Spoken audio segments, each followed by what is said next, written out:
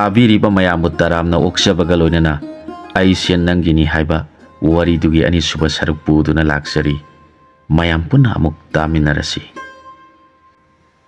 मायाना संगलकपदु उबदा मंगाल नकना यंगलखी मागी थमोइदा हाइनिंगाइ लेतना मयाबु नुंसिबा फाउरी मया संगलोसिदा फंबियु दा मंगाल डॉक्टरना करी हाइरिगे कैसुदी तौररोय लैब रिफ्ट फ्रैक्चर मचा अमा लई हाइ थुना रिकवर तौबा ngamgani हाइदा आइदि यामना पाखलुरे कैसु तौरोइदा क्लब की मेंबर सिंगसु लैबदुदा मयाना दा मंगाल अदुदि अखोय अमुक चटख्रगे होरेन नुमिदांग वाइदा अमुक लागलगे होय फरे लाकपीबगीदमक थागतसरी मंगाल थमोइददि मयाबु मनाक्ता लेंदना लेहनजनिंगली अदुबु नुंसी हाइन फावबा फोंदोक्त्रिबा माबु करमना लैको हाइरुगनी मयामसु लैबना हाइदा यादबना होय फरे हाइदुकलुबनी माया सोनियागा लोइनना तमना तमना थोखरे थोंबान यौरगा माया फट लैथोक्तुना येंगलकपदा मंगालना येंगजदुना लेरमबदु बिसाना रुरी मियेंगदुगी आर्थदि थमोय अनिदुदा खंगनरी नुमिदांग वाइरमदा माया टैक्सी तोंगदुना मंगालना लैरिबा हॉस्पिटल तमना लागली माया नथनतरा नामानबीदुदि यावरक्तब्रा यावरक्ते दा मंगाल मसादु इचोक चोकथै हाइदुना होटल दा दुम लेहौरे माया आइबु केयर लौबीबगीदमक थागतसरी अदुना लोइरबो दा मंगाल लोइद्रिदा हाइनिंगबदि यामख्रे हाइफम खंगदबा मदि अदुम यावबा मी पाइबा लांगतकनबसु फावी कैनो दा मंगाल फुटबॉल सानाबदना अदुक थौना फरगा की हारिबदुना करिगिनो माया पुनसिसिदा अमुखक लाखिबा नुंसिबसे ममल यामख्रे तराई तराई हाइदोक्लुरगा इकाइबा पिरमलबदि खल्लुरगा पुनिंगसिदा पाखतपा फावरिबा कैबुनो दा मंगाल आई ज्ञान तादेदा माया ममाइदुदि ngangtak तौजरी माया नंगी लमन याम तोलेको ऐसे कैबु करिगी लमनो दा मंगाल आइबु किया लौबीबसे असमक पुंसी सुप लौबीबा ngamgadra माया मंगालदा ममाइदो हाइगलगा येंगबा ngamjadana लैथोक्लगा दा मंगाल सोनियादो मथनता लेहौबनी मसासु नुंगाइते हायौबनी ऐ चलगे होय होय चलो हयेंग लाक्तबा यारोइको माया होय हाइबगी मतागु ngang-tak तौरबा ममाइदु नोंखलगा मंगालदा मुना येंगलगली माया मागी होटल ला अमु हनख्रे मंगालना हॉस्पिटलाइज तौदुना लैबदुदा माया अमेरिका दा हनखिगदौबदु ngamdabadagi मागी फ्लाइट टिकेट कैंसल तौख्रे 10 days अमगा लैथनबा ममादा पाउ पीख्रे मायागी मापा बिजोय मचानुपीना मरम चादना फ्लाइट टिकेट कैंसल तौरगा नुमित तरानी का इंडिया दा लैथखिगनी हाइना मागी नुपीना तंबदुदि यामना साउख्रे खुदकता मायादा फोन तौरखी माया कारिगिनो नंगना इंडिया दा लैथगदौरिबदि मापामुंगना साउना nganglakpaduda माना लैथरिबदुगी मरम खुमफम खंगदि ngahak sangangna leiri ngahaki tungda pabo ai soidana numit tarani gi matungda laklageba sauranoba bijoy saurangna phone thamkhre numit mangani gi tungda mangal hospital dagi discharge torki wakal nungaina maya ga loina samudra khongbana amada lakminari maya taramdai gi numit ki mangal se ningthina phajai ingtharakliba magi mangal si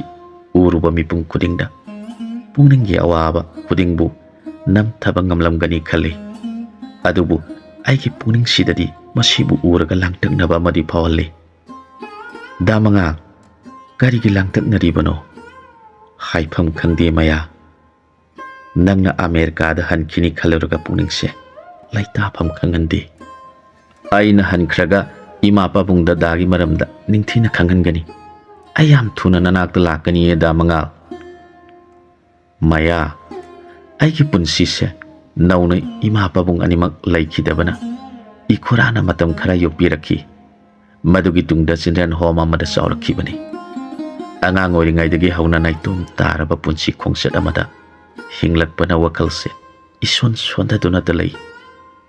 Damanga karigino adumna hairibadubu nangidamang ai leirisidi nangna adumna hairakpado karigino khangdi pise khamba ngamdi matung manaw adumna haiganu ko. Maya nang kapli bro kaplanu se haujik pudi aigidamang nang leirabana aigi awatpa leitre. Kariguma nungsiba haibadu kadaibu kobage haina ifamda kanagumana hanglabadi aina kari khungani khanglabra.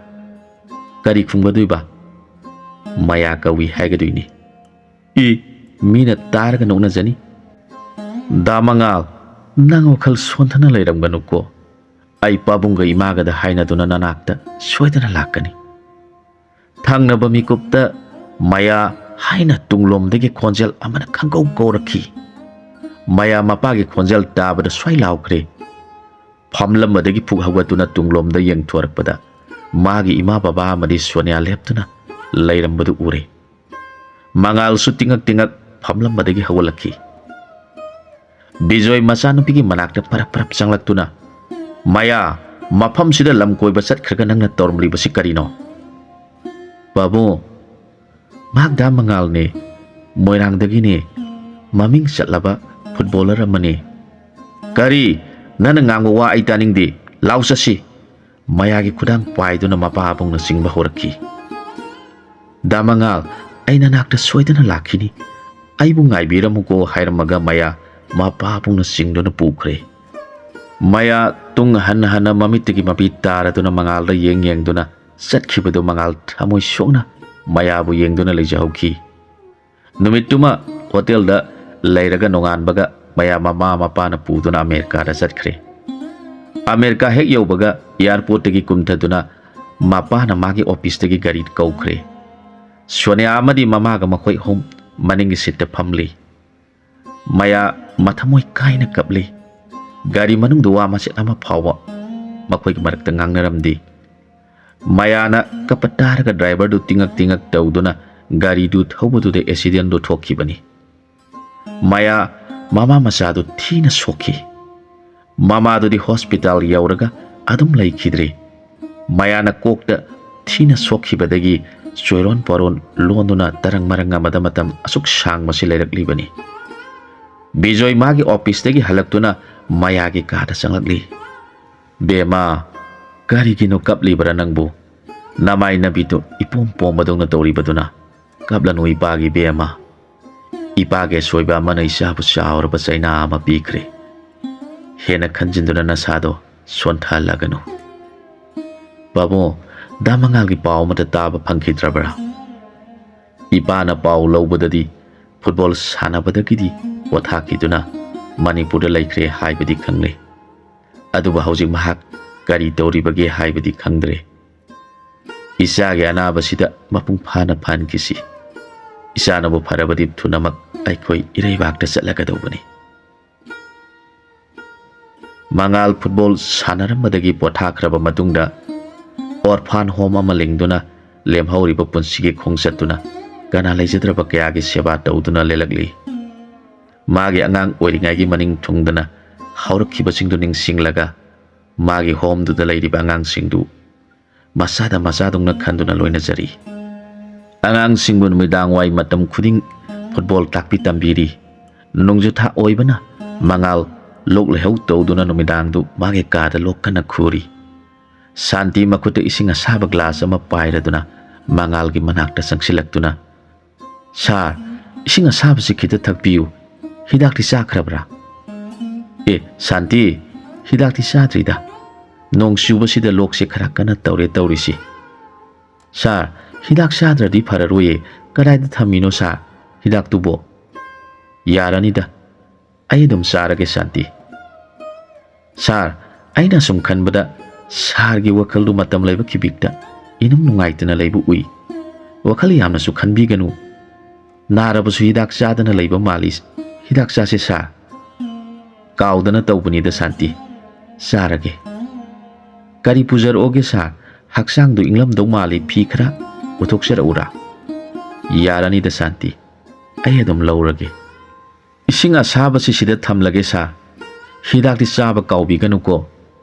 Santi mangalgi kadagi tamna thoragli.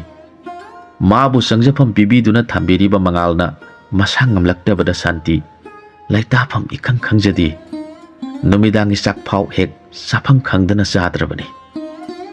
Mangalna nongma football match amaki referee oiba makhoi khulda lakhi.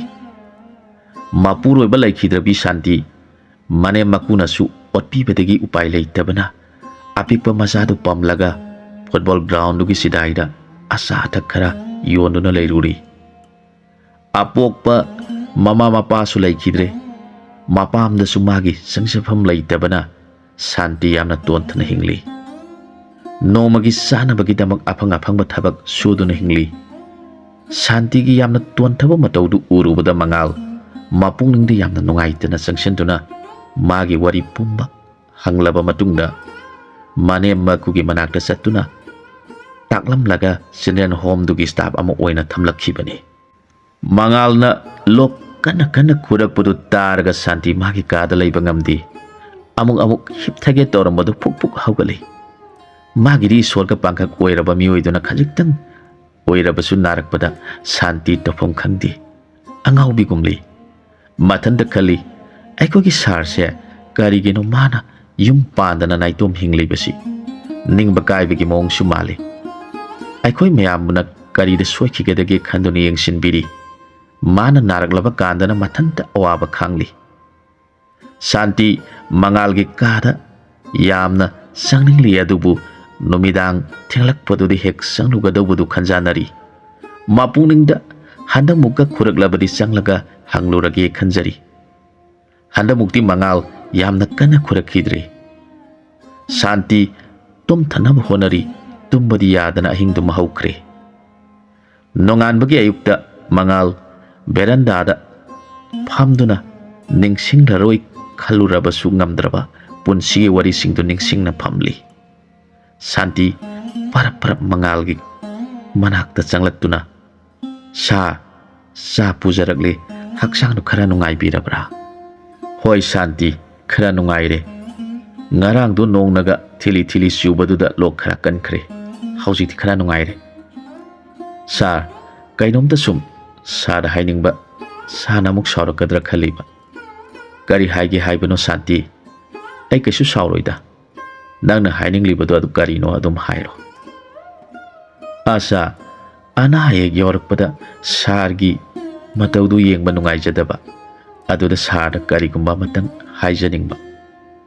Nangna haininglido hairo tasi Santi. Sana saubigadra sayum panaba taubiro. Sana yabirabadi homsigi staff mayamga aiga phanaba sinjage. Santi wafamdumadi aingonda hairaganu. Kanagumi amana aibu mana lakpa ngairamu hairami. Ai mabu ngairibani. Mana lakhidrabasu aigi punsi sina leiriba makai. Mana lakpa ngaikhigani. Sa aidi khangdabana sana naitom tana wana lienba mataudu uraga aibusu awaba phawali. Sardi aigi soni aina haijakhibasindu sargi khara phagadra khanduna haijarubuni aibu saubiganu kosa. Santi ai saudi nangna hairiba pumba aigi awaba itau uraga hairibani adubu Santi ai wade. Lakhini khaliba mahakpu ngaibada chokthaba phawgi torpa mikupta ai lakhini haiba khonjal tattana aigi nakongsida tahalli. Masina aigi khangba ngambagi pangal oiraglibani. Cha sargi wahisingdu taraga karigino khangdana pungningse nungsihalli. Sargumba mioi atangbani. Sarbu aikoi mayamgi sar oina phangjabasi Ishwar amaga thengnajabagum pungningsida apianbu oihalli. Santi aibu thagatpiganu. Maduna aibu ikaiba phawonbagum khalli. Aidi aina ngamjaba khara khat pangthokjabani. Nakhoi mayamgi naning thunghanba ngamdribani. Natisa adumna takpiganu. Sargi naksida aikoi karisu awatpa leitana nungaina hingjaribani. Children home dugi gate ta gari ama lakhibagi makhol tarki. ꯀꯅꯥꯕꯨ ꯑꯣꯏꯔꯤꯒꯕ ꯈꯟꯅ ꯃꯉꯥꯜ ꯌꯦꯠꯂꯣꯝꯗ ꯌꯦꯡꯊꯣꯔꯛꯈꯤ꯫ ꯕꯤꯖꯣꯏ ꯒꯥꯔꯤꯗꯒꯤ ꯀꯨꯝꯊꯔꯛꯇꯨꯅ ꯍꯥꯡꯗꯨꯅ ꯊꯝꯂꯤꯕ ꯒꯦꯠꯇꯨꯗ ꯆꯪꯂꯛꯈꯤ꯫ ꯃꯌꯥ ꯃꯄꯥꯒꯤ ꯇꯨꯡꯗ ꯇꯞꯅ ꯏꯟꯅꯗꯨꯅ ꯆꯪꯂꯛꯂꯤ꯫ ꯃꯉꯥꯜ ꯁ꯭ꯋꯥꯏ ꯂꯥꯎꯈꯤꯗꯨꯅ ꯐꯝꯂꯝꯕꯗꯒꯤ ꯐꯨꯛ ꯍꯧꯒꯠꯂꯛꯂꯤ꯫ ꯃꯉꯥꯜꯕꯨ ꯎꯕꯗ ꯃꯌꯥ ꯄꯤꯔꯥꯡꯅ ꯊꯨꯝꯍꯠꯇꯨꯅ ꯋꯥ ꯉꯥꯡꯕ ꯉꯝꯗꯅ ꯍꯤꯡꯅ ꯍꯤꯡꯅ ꯀꯞꯂꯤ꯫ ꯏꯄꯥꯒꯤ ꯏꯕꯨꯡꯉꯣ ꯃꯉꯥꯜ, ꯏꯄꯥ ꯅꯍꯥꯛꯄꯨ ꯊꯤꯔꯛꯂꯤꯕꯅꯤ꯫ ꯄꯥꯕꯨꯡ ꯂꯦꯡꯁꯤꯟꯕꯤꯔꯣ, ꯆꯤꯌꯥꯔꯁꯤꯗ ꯐꯝꯕꯤꯌꯨ꯫ ꯏꯄꯥꯒꯤ ꯏꯕꯨꯡꯉꯣ, ꯅꯈꯣꯏꯒꯤ ꯅꯐꯝꯗ ꯏꯄꯥꯒꯤ ꯑꯁꯣꯏꯕ ꯌꯥꯝꯅ ꯂꯩꯈ꯭ꯔꯦ꯫ ꯉꯁꯤꯗꯤ ꯅꯤꯡꯉꯝꯗꯕꯒꯤ ꯆꯩꯅꯥꯅ ꯏꯄꯥꯕꯨ ꯑꯣꯠꯂꯔꯦ꯫ ꯑꯩꯈꯣꯏꯅ ꯏꯟꯗꯤꯌꯥꯗꯒꯤ ꯍꯟꯈꯤꯕ ꯅꯨꯃꯤꯠꯇꯨ ꯑꯃꯦꯔꯤꯀꯥ ꯍꯦꯛ ꯌꯧꯕꯒ ꯈꯨꯗꯣꯡꯊꯤꯕ ꯑꯦꯛꯁꯤꯗꯦꯟ ꯑꯃꯗ ꯑꯩꯒꯤ ꯏꯆꯥꯅꯨꯄꯤꯕꯨ ꯒ꯭ꯌꯥꯟ ꯇꯥꯍꯟꯗꯅ ꯆꯍꯤ 10ꯃꯨꯛꯁꯤ ꯂꯩꯍꯜꯂꯨꯔꯦ꯫ ꯃꯥꯅ ꯍꯦꯛ ꯐꯔꯛꯄꯒ ꯏꯄꯥꯁꯨ ꯌꯥꯎꯅ ꯅꯪꯕꯨ ꯊꯤꯔꯛꯂꯤꯕꯅꯤ꯫ ꯏꯄꯥꯅ ꯈꯪꯅꯤꯡꯂꯤꯕꯗꯤ ꯅꯍꯥꯛ ꯉꯁꯤ ꯐꯥꯎꯕ ꯑꯩꯒꯤ ꯏꯆꯥꯅꯨꯄꯤꯕꯨ ꯉꯥꯏꯔꯤꯕ꯭ꯔꯥ? ꯄꯥꯕꯨꯡ, ꯅꯆꯥꯅ ꯆꯣꯛꯊꯕ ꯅꯥꯏꯗꯅ ꯃꯥꯇꯕꯨ ꯉꯥꯏꯖꯔꯝꯂꯤꯕꯅꯤ꯫ ꯃꯉꯥꯜꯒꯤ ꯋꯥꯍꯩꯗꯨ ꯇꯥꯔꯒ ꯍꯤꯡꯅ ꯍꯤꯡꯅ ꯀꯞꯆꯔꯤꯕꯤ ꯃꯌꯥ ꯃꯉꯥꯜꯕꯨ ꯅꯨꯡꯁꯤꯅ ꯌꯦꯡꯖꯔꯛꯂꯤ꯫ ꯃꯇꯥꯡ ꯑꯁ꯭ꯋꯥꯏꯗ ꯋꯥꯔꯤꯁꯤ ꯂꯣꯏꯁꯤꯟꯖꯔꯦ꯫ ꯑꯅꯧꯕ ꯋꯥꯔꯤ ꯑꯃꯗ ꯃꯌꯥꯝꯒ ꯄꯨꯟꯅ ꯑꯃꯨꯛ ꯊꯦꯡꯅꯃꯤꯟꯅꯔꯁꯤ꯫